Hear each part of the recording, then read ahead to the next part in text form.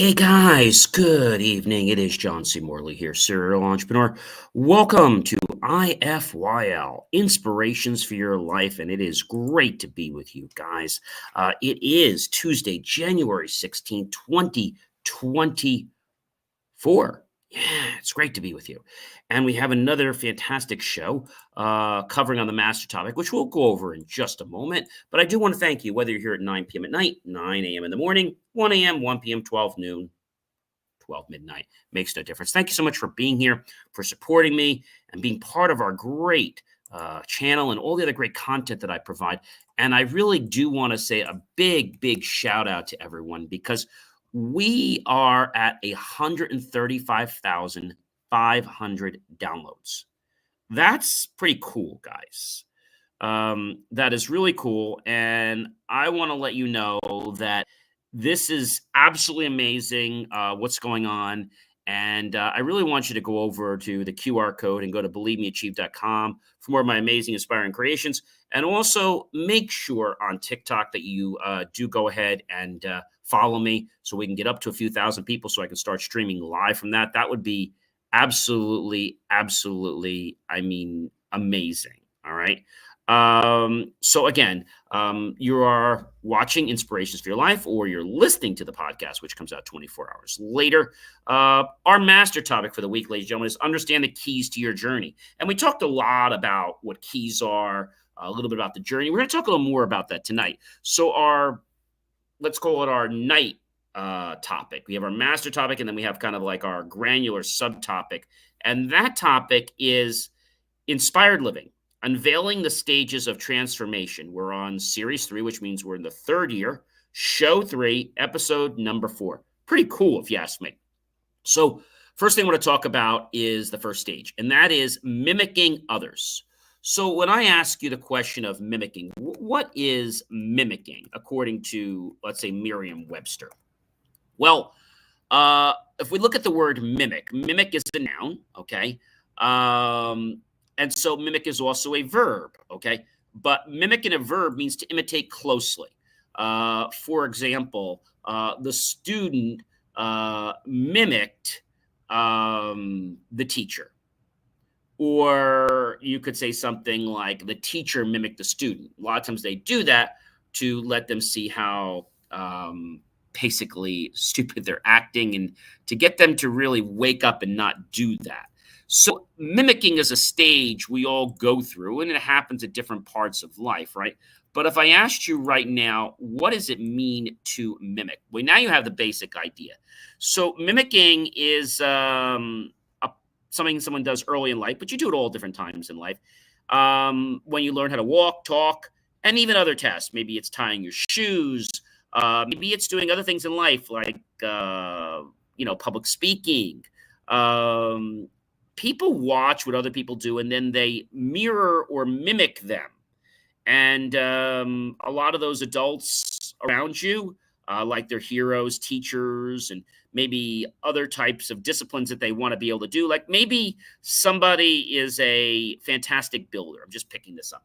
And you want to be able to be a builder, like not as a living, but you just want to be able to do it at home so you can do that. So you mimic someone else that is a good builder, right? Maybe you want to be somebody that has a lot of peace in their life. So you might mimic somebody like Deepak Chopra, right? And so this is a stage in our life that we start out very young with, but later in childhood, we move on to more difficult tasks that still depend on adults to guide us, but we learn them from mimicking, okay? And this is also where, we go to the past of, wanting to be accepted by society. So we mimic things. Some adults are not very good at teaching us. So what do? Well, they punish us for learning at times. And this molds the way we think. And it kind of puts a program into our mind. Like, you're not this, you're not that, or, you can't do this, or you're following suggestions, but these suggestions are not really the ones you should follow. This is their anger or their frustration that you're picking up. And that's why, you're coming in contact with that. All right. So let's move on to our next stage in life. That stage is learning from mistakes. All right. So doesn't matter what age you are, but when you start to do things and you realize either you can't do it right now, maybe you need more skills, maybe you need more practice, we discover who we really are as a person. We push our boundaries to the limit, and we are able to personify um, skills because of what we've learned from respect. And we're able to make our own decisions. We learn what makes us unique. In this stage, we make plenty of mistakes. We learn from trial and error. And you might have heard the phrase, sow our wild oats. Now, there's some good and there's some bad to that. But basically, what it means is that you're on your own. You're kind of figuring out the way, the lay of the land. It's your time to sink or swim. I don't mean that in a bad way. I mean, when something doesn't work, you course correct. And you've heard me say this with GPS systems, we course correct. So maybe some of your friends do something and then you try to do something adventurous, but maybe that doesn't work well for you. And maybe somebody does something and, for example, they don't get punished, but you do it and you get punished. And then you're thinking, well, it's okay because they didn't get punished, but maybe there's reasons why they didn't get punished. It could be parents in a relationship challenge. It could be some other issues, a health challenge. And at some point during the stage, you see that you have some limits, unfortunately. And this might infuriate you a little bit. So you don't want to accept these limits and you push to try to, move that envelope further. And maybe you have a stubborn attitude of the stage 2, and you learn that your limits are real and that they're a good thing and that we have to be able to move past them. They show us maybe what you're bad at. And after all, you can't be great at everything. Limitations will help you transition into stage 3, which we'll get into in just a second. But understanding that your life is a journey and one that I think everyone needs to exemplify, okay? Everyone needs to exemplify this. And I know that it's interesting how you wonder why somebody does something a certain way. Well, because we feel that's the right way, but the right way may not necessarily be the way that you think it should be. Or you think something should be one way, but that's not really the right way. So is there a right and a wrong? Well, yes and no. So there is no right and wrong to a lot of things. It's just that no one has the right to make you feel about yourself except for you. And you can do whatever you want in this world as long as you don't harm, hurt, or cause any kind of, let's say, physical, mental, or emotional damage to anyone else. And that also includes things like morality, like, not stealing and things like that. So this is what we talk about. Now, when we get into stage 3, we're arranging priorities and keeping only what you want in your life. Now, this sounds like a real boatload, and it's not an easy one.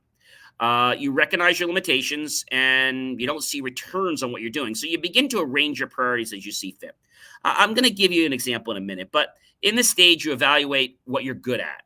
What are your benefits from that? Maybe you've been a little behind stage 2, and maybe you have to cut away certain things. This includes old friends, activities, or places that no longer suit you or drag you down. For example, maybe you're always helping a charity all the time. Nothing wrong with charities.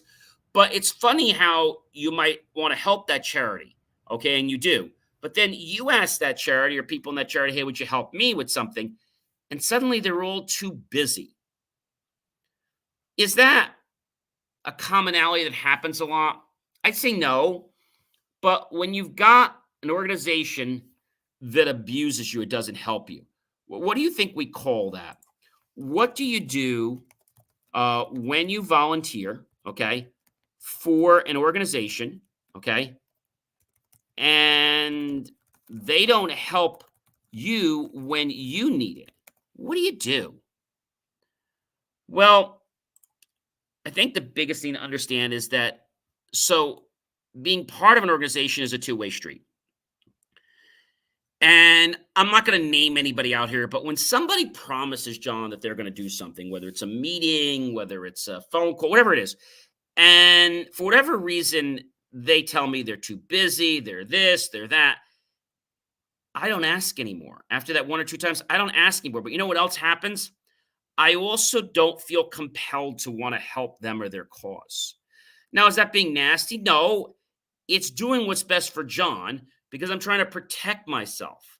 Because if we allow people to drain our energy, okay, then you're not going to get anywhere. And I found there's a lot of people in this world that just drain your energy. They might say thank you to you, but at the end of the day, they really don't give you what you deserve. Now, do you volunteer because you expect something back? No. But if you're always volunteering and you don't ever get anything back, then maybe you got to think about where and when you volunteer and why you volunteer and for what purpose of volunteership. But that's something that happens a lot. And stage 3 is different from stage 4, which we're going to get to in a minute. You feel as if you've accomplished all you can, and you might be tired and you want to relax and you want to enjoy the scenery in stage 3. We're going to move on to stage 4, which is usually later in life. Stage 4 is a stage when you reach stage 4, you spend a lot of time investing in yourself.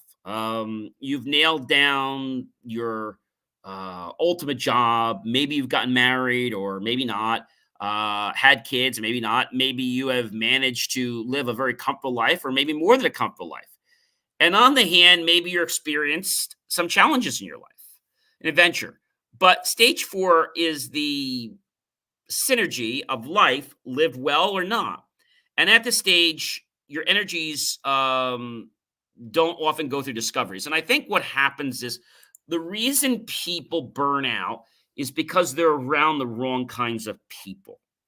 So the question I have is, what do you do when you volunteer and you get no help back? What do you do? One thing, you're going to become tired. Okay. And I know that a lot of people out there say to me, hey, John, it's a charity. We can do whatever we want. I'm going to tell you yes, and I'm going to tell you no. Because if the person doesn't feel fulfilled when they're helping you, it could be something like working for a fundraising event and you ask for a little bit of help. And everybody's always too busy to help you all the time. That's when it's time to rethink why and when you're part of something. That's what it comes down to. It comes down to that purpose of why do you do something or why do you not do something?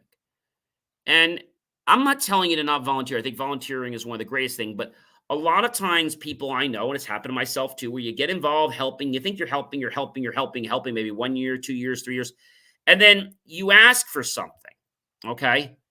And suddenly they're all too busy. Or suddenly they're becoming too needy, like, oh, no, you have to help us. You know what I do? I become busy and I don't show up. Or I just don't go to group meetings. And so the reason I do that is because I feel that when you come to a meeting, they feel like they've got you. When you don't come all the time, it's like they don't really know what kind of support you have. And I think it's important that people have to respect you, your presence, and the time you give. People say, well, they're serving dinner. Who cares if they're serving dinner? It doesn't really matter. You can go out and take yourself to a nice dinner. When you go to an organization and that organization makes you feel like crap, or that organization just makes you feel like, they're like everything, but they never want to help you with your organization, your charities, or maybe even anything you're doing. This can happen with local businesses. Maybe you're helping cross promote with a local business, and that local business suddenly doesn't get interested or want to help you until one thing happens, until they realize you're not going to be their neighbor in business anymore. You're moving somewhere else. Why is it that when these things happen, people wake up? I think they feel that when you're leaving, they feel they can be nice to you because now if they are nice to you, they're afraid maybe you'll take advantage of. But that's not my thing. I've had that happen to me where I get taken advantage of. But that's probably for another show. How do you handle charities that take advantage of you?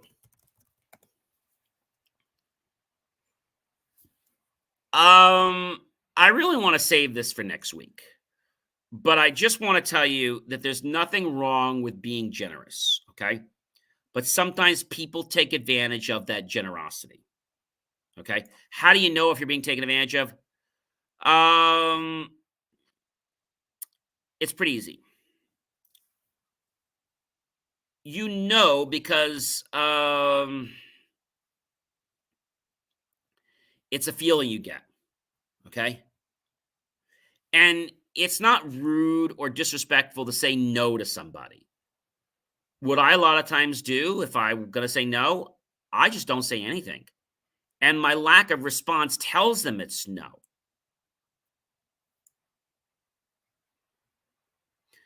I feel that a lot of people in our world just think that because you're doing something else or someone else, that suddenly you're available to help them. We have a great topic coming up next week. I don't really want to get into it this week. It's more about people taking advantage of you. But when you've gone out of your way for someone, you lent them a helping hand, whether it's loaning money, giving them time, or whatever it is. It really doesn't matter. Um, the helping hand needs to show appreciation. Now, is sending a letter and thank you enough? No, it's not. It's like they get to the point where they expect you to pick up and help all the time. Could be with money, could be with involvement. Giving time and money isn't wrong, but what is wrong is when other people just expect you to do it. Well, you're in the organization, we need volunteers, and that's what. And when people guilt you into things, that is the worst thing that they can do. Ladies and gentlemen, I am John C. Morley, serial entrepreneur. It's been an amazing privilege, a pleasure, and an honor to be with you this fantastic evening tonight. I hope you'll like, love, support the channel. We are now opening our show up with now being over 100,000 downloads for sponsors. So if you would like to target business owners, entrepreneurs, serial entrepreneurs, why don't you reach out to us? Because I think you'll find out that our program is really starting to arouse the curiosity of people. And if our program's arousing curiosity, guess what that means? It means they're probably going to be curious in what you decide to share on our program. Have yourself a fantastic rest of your evening, everyone, and check out all my other amazing content at believemeachieve.com. And I'll catch you guys real soon, okay? Have a great one.